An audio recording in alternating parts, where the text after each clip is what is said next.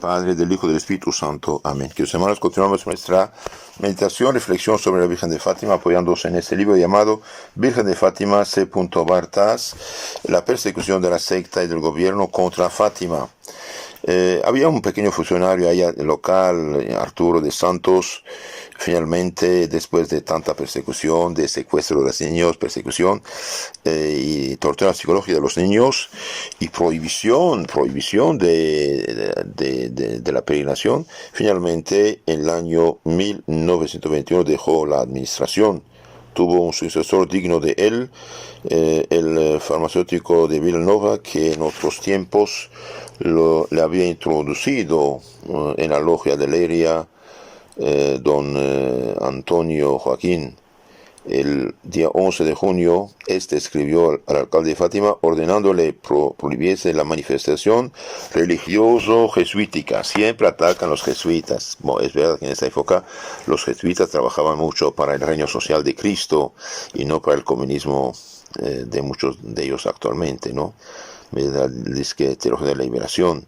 Entonces, prohibir esta manifestación religioso-jesuítica, ni había jesuitas ahí, que había de celebrarse 2 días después en la cova, porque estas manifestaciones demuestran fanatismo y en nada honran a la República. Pero si la República es de todo el pueblo, y todo, al 99% siendo el pueblo católico, ¿cómo puede decir esto? Y le advierte que le mandara fuerzas armadas para que pueda hacer respetar la ley. Las leyes hacen contra un pueblo y después tiene la fuerza armada. Qué bonito. En realidad, el 13 de junio hubo gran fiesta en la iglesia con motivo de ser de San Antonio y procesión en la plaza, pero el clero no fue a la cova, a donde solo acudieron algunos sacerdotes aisladamente. Siempre los párrocos en este modo ya todavía no iban. Supuestamente no estaba reconocida. Bueno, el 18 de julio el señor Leitao envió una circular a todos los alcaldes prohibiendo la apertura de las iglesias en construcción sin favorable aviso de la administración. Esta medida se tomaba acaso en vista de la capilla de las apariciones de Fátima. Los sectarios entonces tienen miedo a que se haga una capilla en Fátima, entonces prohíben todas las iglesias en construcción. Mire, cómo en lugar de hacer su trabajo, cómo impiden hacer el trabajo de la gente, porque una construcción, una iglesia, da a un montón de gente trabajo. Todos que tienen piedras venden, cobran, los que tienen pintura cobran, los albañiles cobran, el que vende cemento cobra y todo, impiden todo el pueblo. Los sectarios difícilmente soportaban la existencia de la capilla de Fátima. 7 meses después de la citada circular, la noche del 5 al 6 de marzo de 1922, una fuerte detonación despertó a los habitantes de los pueblos de la Moira de vecinos. Guiados por el resplandor de un pequeño incendio, llegaron ante la capilla que ardía. ¿Qué pasó? Solo quedaron las paredes muy deterioradas y una parte del maderamen que iba consumiéndose. Providencialmente, la víspera había sido retirada la imagen de la Virgen. Los bandidos perforaron el muro con herramientas de albañil por 4 puntos distintos y colocaron en los agujeros 4 bombas. Una quinta bomba fue colocada junto al tronco de la encina, pero no hizo explosión.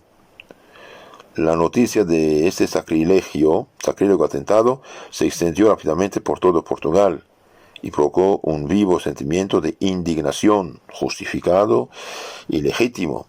El nuevo párroco de Fátima, Padre Agustín, tomó la iniciativa de organizar para el día 13 una procesión de pacífica protesta. De 4 o 5 mil personas desfilaron desde la iglesia hasta la capilla, en cuyo lugar encontraron a otros 5 o 6 mil católicos que vinieron para protestar contra esta profanación, este acto criminal e injusto. Los que hicieron se merecen la cárcel, ¿con qué derecho? Desde el 13 del mes de octubre anterior, el señor obispo de Leria había dado permiso para que se pudiese celebrar la misa en el lugar de las apariciones. Se celebró en un altar improvisado ante la ruina de la capilla. Unánimemente la prensa condenó el atentado e incluso osaron levantarse algunas voces en el Parlamento para pedir que se persiguiese a los culpables. Pues claro que si no, todo el Parlamento tenía que protestar. El ministro contestó que había dado ya orden para que se lo buscase. Y que de orden a los que dio la orden de hacer el atentado.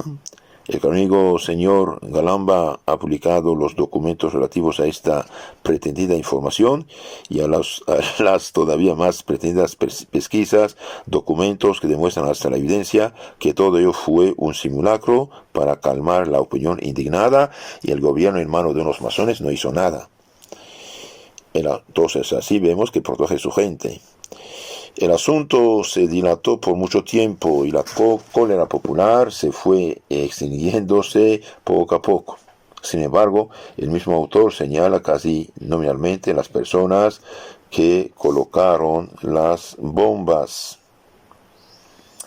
La voz popular atribuía la primera y principal responsabilidad al prefecto de Santarém y su ejecución a unos sujetos amigos de él. Entonces esta gente persigue a todo un mundo católico porque tiene el apoyo, digamos, de unos gobernantes, ellos mismos anticristianos. Este atentado bien fue castigado desde el cielo. Entonces la voz popular atribuía el atentado principalmente al prefecto local y su ejecución a unos amigos del célebre ojalatero de este Arturo que había hecho secuestrar a los niños. A los pocos meses del atentado, de la profanación de la capilla, 2 jóvenes se suicidaron en esta ciudad. Curioso. Todo el mundo aseguró que tanto el uno como el otro eran hijos de autores del atentado. Uno de los 2 padres, tomando el suicidio de su hijo como un castigo del cielo, se convirtió e hizo bautizar a los demás hijos. El otro padre huyó al extranjero. Sí, cuando uno persigue a Dios, hay problema, ¿no? La ceremonia, ahora veamos la ceremonia, dejemos de la reparación. La procesión y la misa de expiación del 13 de marzo no bastaban para la piedad popular. Sin que el clero diese la menor orden, corrió la consigna de boca en boca y el día 13 de mayo, 5º aniversario de la primera aparición, una multitud de 60.000 personas invadió la cova de Iría. El prefecto de Santarém, don Augusto de Castro, lo había presentido. Y ya el 8 de abril dirigió una circular a sus subordinados prohibiendo los actos externos de culto, no solamente para mantener el orden, sino para proteger las creencias de todos. Y caramba, a 99% siendo católicos, ¿qué va a hacer? Mire, cómo se usurpan palabras bonitas en nombre del pueblo, pero todo el pueblo es católico. 60.000 personas vienen a esta montaña y ¿qué? Hay quizás 2 ateos, ahí ni siquiera. Tales razones no convencieron al señor Susa Leitao, a la sazón bastante bien dispuesto, porque cuando vio en los días 12 y 13 de mayo a las multitudes que transcurrían por las carreteras, comprendió que tales provisiones eran contraproducentes y escribió al extremadamente celoso gobernador que él no quería ridiculizar al régimen y que así opinaban los mejores republicanos y demócratas del Consejo. Sin embargo, la secta no cedía. El día 13 hicieron repartir por todas las casas el periódico a época que traía un artículo titulado La comedia de Fátima. Afuera los jesuitas. Alerta, pueblo liberal. Se hacen ridículos, ¿eh? Donde se presenta Fátima como un engaño para sacar dinero del pueblo ingenuo y sus propagandistas como los corruptores de las doctrinas de Cristo. Mire. El diablo no le importa mentir, está usando el nombre de Cristo. No obstante, a pesar de la respuesta del señor Leitao, el gobernador de Santarém envió tropa. El subprefecto acababa de despedirla porque la estimaba inútil, cuando en esto recibió un telegrama firmado por el secretario del presidente del Consejo, absolutamente prohibida concentración reaccionaria en Fátima. Hombre, como si fuera una guerra al país, ¿no? El pobre funcionario, persuadido que esta política no obtendría el resultado apetecido, avisó al prefecto que él no obedecería a la orden, pues le era imposible ejecutarla. La muchedumbre de los orantes no perturbó en la más mínimo la paz en el desierto de la montaña. La procesión transcurrió en perfectísimo orden. Entre los peregrinos más devotos se distinguían dos mujeres de riguroso luto.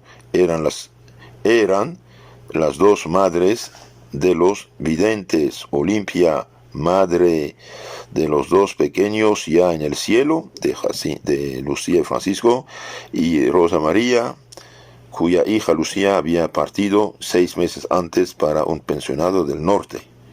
En un altar improvisado ante las ruinas de la capilla, el párroco de Fátima celebró la misa y el reverendo padre José Ferreira pronunció el sermón sobre la devoción a María.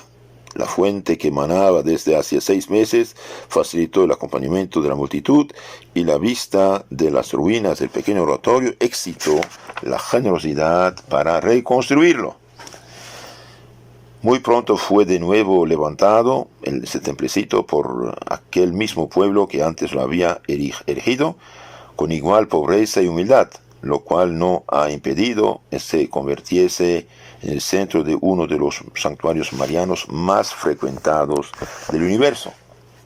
En cuanto al telegrama del presidente del Consejo, el secretario del primer ministro, señor Custodio de Paiva, negó haberlo expedido. El primer ministro, señor Antonio María de Silva, declaró que no había tenido conocimiento del mismo. Dijo que solamente había recomendado al gobernador de Santarém velase para que todo transcurriese sin desorden.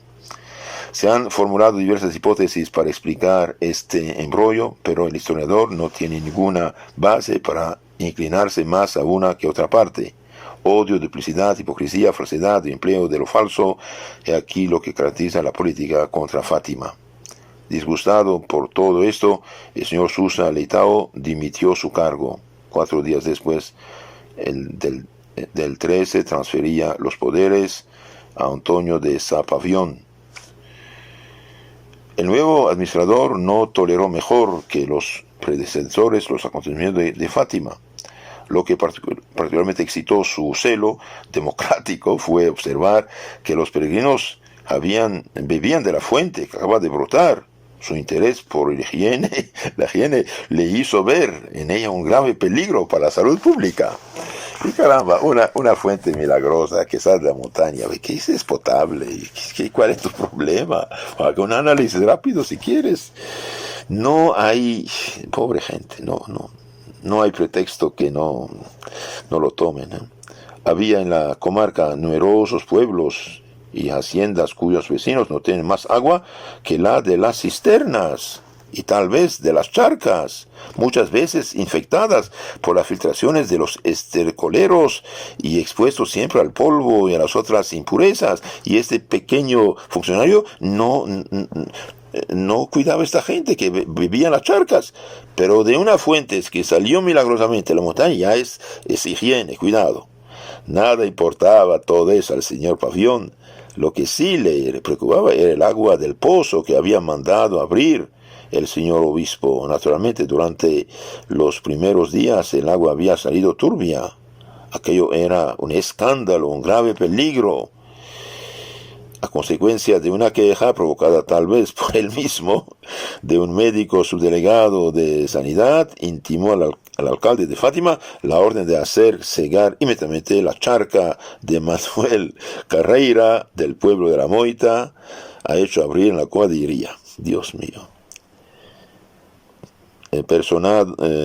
Personado 2 días después en el lugar, con dichos subdelegados, comprobó que su orden no había sido cumplida. Se dirigió a casa del párroco para pedirle que mandara cerrar el pozo. El sacerdote contestó que no era él quien lo había hecho abrir y que por tanto, por otra parte, la gente, en vez de temer que estas aguas le hicieron daño, reconocían que habían curado a muchos enfermos de diversas enfermedades y dolencias. El subprefecto y el médico partieron con el rabo entre las piernas. Pobre gente. Cuando uno pierde la fe se hace tonto. 4 días después de la primera carta, el alcalde otra orden más apremiante Recibe otra orden más apremiante. Ignoramos la respuesta, pero es lo cierto que hubo un tiempo de calma durante el cual los obreros siguieron ahondando el pozo y comenzaron la construcción del depósito que quedó al descubierto hasta los trabajos de nivelación de 1950. Una mañana el señor Pavillón llegó a casa del señor cura con un médico, pues se lo había dicho que el agua estaba emponzoñada. Los tres se dirigieron al pozo y se comprobó oficialmente que el agua era clara y potable. Así terminó la guerra contra la fuente. Dios mío, pobre gente. Oh. Últimas escaramuzas de la masonería atea contra Fátima. No obstante, el señor Pavillón no olvidaba el delito de culto en el exterior de los edificios legales. Delito de culto. Toma el gobierno de un pueblo cristiano engañándolo, a 99% católicos, y después lo prohíben el culto fuera de los templos reconocidos. ¿Y dónde está la libertad? Se personó un día en casa del párroco para recordarle la ley y hacerle responsable de las violaciones que se cometieran en su parroquia. Son los sacerdotes, dijo, quienes tienen la culpa de tales concentraciones, abusan de la simplicidad del pueblo, atrayendo a la cova a los fanáticos con toda suerte de procedimientos. Hay que acabar con todo esto. Y ellos no son fanáticos haciendo todas estas cosas injustas. Su colega que secuestró a los niños de Fátima, que los torturó psicológicamente, que los amenazó de quemarlos en aceite hirviente, etc., ¿no son fanáticos? Es fácil acusar a otros de fanático. Cuando hicieron su congresito, ni siquiera hubo 10 personas que vinieron, ni siquiera. ¿Dónde está el pueblo? El reverendo Agustín Ferreira, el párroco, contestó que no le corresponde a él, sacerdote, prohibir se rezara donde fuese. Y el día 13 del siguiente transcurrió como de costumbre. Otro día 13, el señor ayudante alcalde ahí, Pavillón, volvió de nuevo con tropa, diciendo que había recibido la orden de prohibir la misa campal y la procesión armada. El señor cura le pidió definiese qué es una misa al aire libre y qué una procesión armada. La misa no se celebraba en el aire libre, puesto que el sacerdote estaba en la capilla y bajo el cobertizo que la precede. Tampoco se hacía ya ninguna procesión, contentándose con rezar y cantar en aquel paraje. El vigilante defensor de la ley masónica anticristiana, se trasladó personalmente a la cova para comprobar por sí mismo si aquello era verdad. Junto a la hacienda llamada de los Carrera, dejó a los soldados. Estos formaron los piquetes o rondas y luego se unieron a los peregrinos, comprando medallas y rosarios, tocando con ellos la venerada imagen, tal como lo hacían los demás delincuentes. Me hace reír porque de veras es ridículo lo que hace este señor. Pues, hermanos, cuando el pueblo es católico, aunque unas fuerzas ocultas injustamente llegan al poder, que usurpan de hecho en cierto modo, porque injustamente llegan a tanto, si el pueblo es católico, todo puede remediarse. Mire, los soldados compran medallas y le hacen tocar la imagen bendecida y hacen como los demás delincuentes, entre comillas. Pero si el pueblo deja de ser católico, ahí es peligroso. Y hoy estamos en esto. Entonces, cuidado, a futuro vamos a tener problemas, porque toda esta gente que chupa el veneno del odio anti-imágenes, anti-virgen, anti-católico de las sectas, no va a favorecer. Y si ellos llegan al control o tienen autoridad en el Estado, etcétera, vamos a tener problemas. Por eso debemos dejar este ecumenismo ingenuo de estos curas que chuparon el veneno modernista actual, que todo, hermanos, no hay problema, contar que en el Cristo no hay problema. Sí hay problema, esta gente está engañada, le robaron su fe verdadera, la hicieron hereje. La herejía es como leche tóxica, mucha leche pero poco de veneno destruye todo. Entonces, cuidado, los católicos hoy hemos dejado al pueblo abandonado y muchos aprovecharon y cada uno que funda su secta quiere engordarse, comprar diezmos, ofrendas y promesa de fe y enriquecerse a costa de los católicos ignorantes. Por eso tenemos que hacer apostolado, reenviar el catecismo, los mensajes buenos, estos audios a la gente, cristianizar, evangelizar, catequizar, ofrecerles libros, hacer catecismo a la familia, catecismo, catecismo, catecismo. Por eso les aconsejo de suscribirse a este canal que llama Catecismo Católico Tradicional. Ahí tenemos toda la fe explicada. ¿Qué pasó con el señor alcalde? El señor Pavillón ordenó al señor párroco mandarse a arrollar las numerosas banderas que estaban desplegadas. Dios mío, ya realmente no saben qué hacer. El señor cura le contestó que fuese él mismo quien diese la orden, lo cual se abstuvo de hacer el señor administrador. ¿Por qué? Porque nadie lo había escuchado. Miles de personas presentes ahí, un pobre funcionario que obedece a órdenes desconocidos e injustamente, ¿no? Hace todo eso injustamente. Habiendo llegado tarde al pueblo, llamó a la puerta de algunos amigos que habían de darle hospitalidad, pero encontró las puertas cerradas. Cuando he aquí que el señor cura lo encuentra vagando por la plaza, disponiéndose a regresar a pie a Villanova. Se entabla conversación entre ambos y pasando insensiblemente de una cosa a otra, el subprefecto acepta la hospitalidad del sacerdote. Bien, buena venganza cristiana. El subprefecto que hacía poner el orden quedó en la calle, nadie lo recibió. ¿Por qué? Porque todos son católicos y ven la injusta persecución, pero el cura, venganza de rey cristiano, le da hospitalidad. Después de haber cenado, el sacerdote va a la iglesia para hacer la oración. Hace rato que se ha puesto el sol. Hay, por tanto, violación de la ley. El administrador no levanta proceso verbal, pero dice al sacerdote, debería hacerlo, más deseo la paz. Mire, va a rezar la noche, tiene que hacer proceso verbal, debería hacerlo, más deseo la paz. No se preocupe usted por ello, replica el cura, mejor informado. Se preocupe, dice el cura, mejor informado. Hay un nuevo decreto del señor Pinto que autoriza las reuniones en las iglesias entre la puesta del sol y la salida del sol. Hasta leyes para impedir a la gente de rezar en su iglesia. El subprefecto durmió tranquilamente en la casa electoral. El día siguiente se quedó para continuar su vigilante guardia de la cova, viendo la fe de los peregrinos y sacrificios que hacían. Dijo: ¿quién se atreve a perseguir a esta buena gente que viene aquí a costa de tantos esfuerzos y sacrificios? Este es un razonamiento excelente. ¿Quién se atreve a perseguir a esa gente que viene con tantos esfuerzos y sacrificios a rezar aquí? Él mismo ayudó a una buena campesina a andar de rodillas en el barro, sosteniéndola por los brazos. Temiendo ser reconocido por los peregrinos y no queriendo estorbar la piedad de ellos, se retiró. Dios tocó ya su corazón un poquito. Durante la comida que hizo todavía en la casa electoral, dijo al cura que podía ir a la cova siempre que quisiese y que hiciese ahí cuanto le viniesen ganas. Añadió que diría al gobernador civil y al ministro que no contasen más con él para prohibir en ningún sitio cualquier acto de culto que fuese. Y nunca más se ocupó ni de la fuente ni de las peregrinaciones. Y bien, la venganza del cura, entre comillas, lo invita a su casa porque no sabía dónde dormir, le da de comer, y se da cuenta que lo que hacen es ridículo. Y finalmente, más de un año después, el señor Pavillón recibió aún otra carta del gobernador de Santarém en que le ordenaba prohibiese la reunión del 13 de octubre. Entre otras cosas, se lee en ella lo siguiente.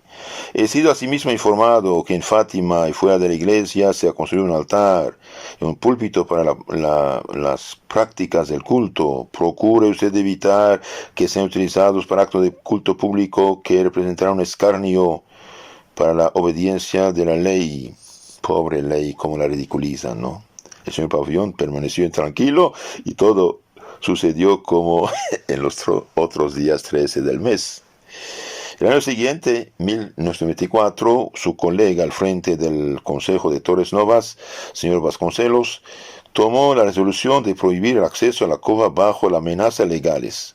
Cabe preguntarse, ¿en virtud de qué orden y con qué derecho hizo esto fuera de su jurisdicción? Este fue el último asalto del libre pensamiento contra las peregrinaciones de Fátima, la última tentativa de la administración para evitar su prodigioso desenvolvimiento.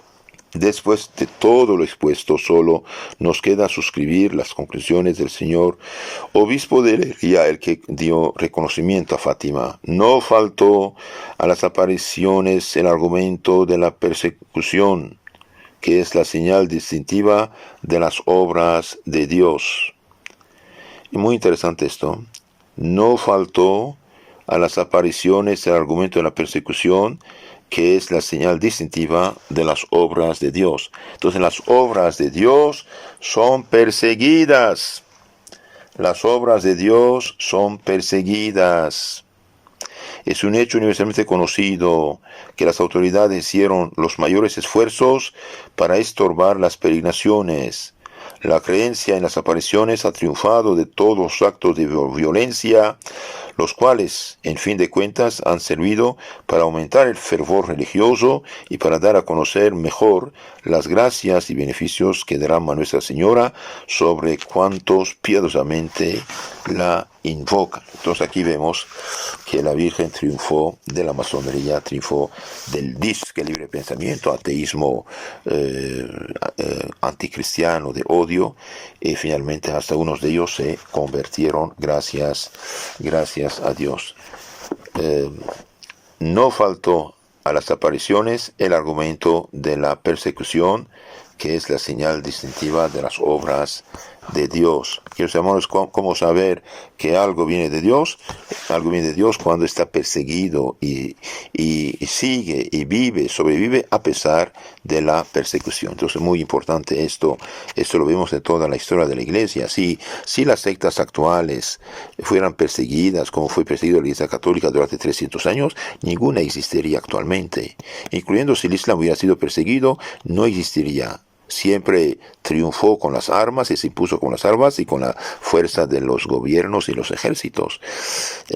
Igual la masonería, que trabaja bajo el agua, pero perseguidora y no perseguida. En unos otros lugares a veces la fue prohibida, pero en general ella manda y abusa con lenguaje hipócrita, por ejemplo, el pueblo, la democracia, los derechos, la ley. Pero espere.